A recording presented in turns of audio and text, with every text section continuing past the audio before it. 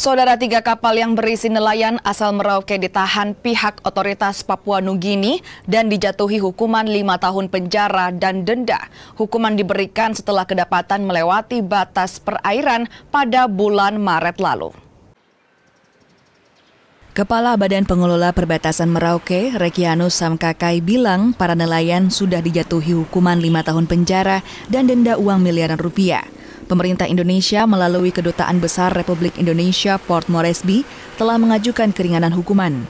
Pemerintah daerah juga sudah bertemu dengan keluarga nelayan dan akan melakukan koordinasi terkait proses hukum yang mereka jalani.